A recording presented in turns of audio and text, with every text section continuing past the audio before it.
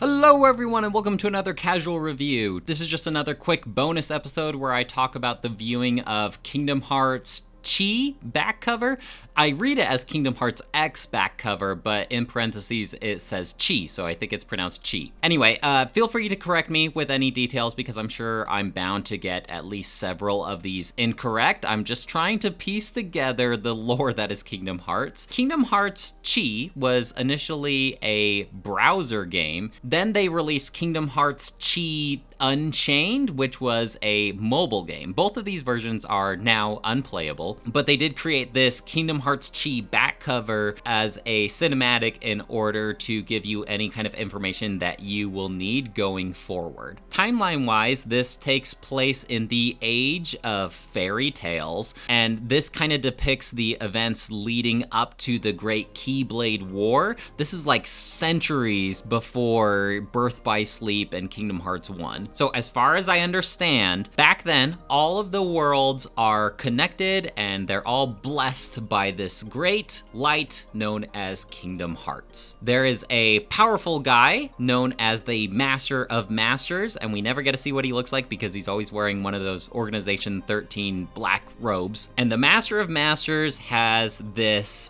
book called the Book of Prophecies. Now, the Book of Prophecies was alluded to by Maleficent in Kingdom Hearts Recoded. And this book basically allows the Master of Masters to tell the future. And in this book is a prophecy that there will be a great Keyblade War over the Kingdom Hearts, and then we will lose the light of Kingdom Hearts forever, and the world will be shattered into darkness. Now, the Master of Master has 6 apprentices called the Foretellers, and obviously they want to try and prevent this, even though the book prophesizes that it's going to happen no matter what. And so the Master of Masters basically gave each of his 6 apprentices, these foretellers, their own task that's secret from the other foretellers. The 5 of these foretellers also become like leaders of their own union, and I kind of picture these unions as like houses in Hogwarts.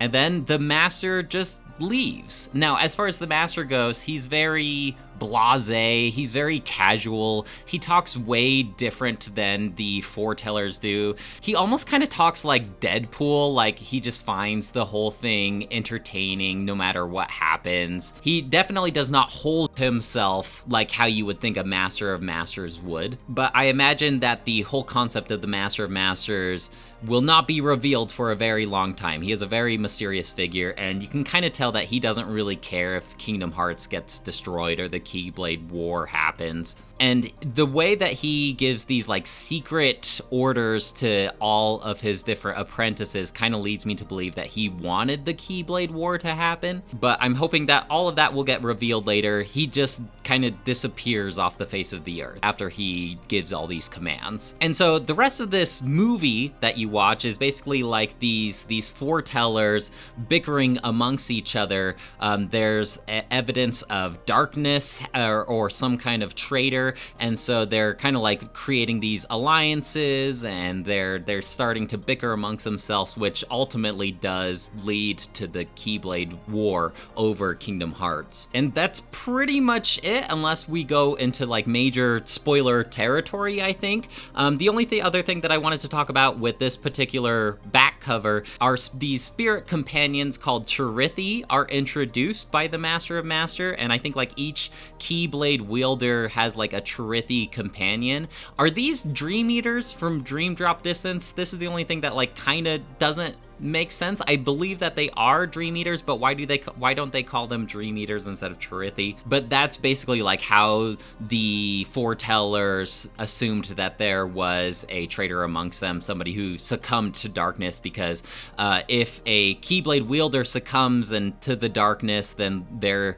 Charithi companion then turns bad, like a nightmare, I guess. I am pretty out of my element when it comes to this Kingdom Hearts Chi series with the age of the fairy tales, but I'm learning. I'm coming to understand. I think next up on my Kingdom Hearts journey is Kingdom Hearts Point 2, Birth by Sleep, a fragmentary passage, which is a playable short game as far as I understand. But that's it for me. Let me know if you have any questions or comments about Kingdom Hearts Chi back cover, and I'd love to hear what you have to say.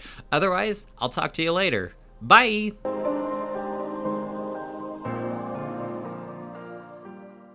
Way to steal my thunder, show off! Huh?